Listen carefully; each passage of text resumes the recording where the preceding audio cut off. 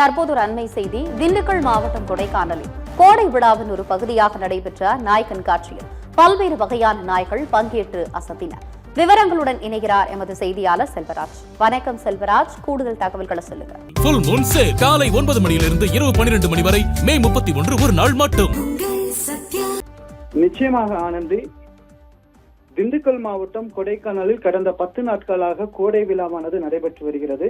இதனை கண்டுகளிப்பதற்காக பல பகுதிகளிலிருந்து சுற்றுலா பயணிகள் அதிகமாக கொடைக்கானலுக்கு குவிந்து வருகின்றனர். இந்த நிலையில் ரயன் பூங்காவில் இன்று நாய்கள் கண்காட்சி நடைபெற்றது. இந்த நாய்கள் கண்காட்சியில் ஜெர்மன் ஷெப்பர்டு, ராட்வீலர், டாபர்மேன் நாய்கள், ராஜபாளையம் உள்ளிட்ட பல்வேறு நாய்கள் கலந்து கொண்டது. இதில் நாய்களின் குணாதிசயங்கள் மற்றும் அதனுடைய உரிமையாளர்கள் சொல்லும் கீழ்ப்படிதல் போன்ற விவரங்களை குறித்து பரிசுகள் வழங்கப்பெற்றது.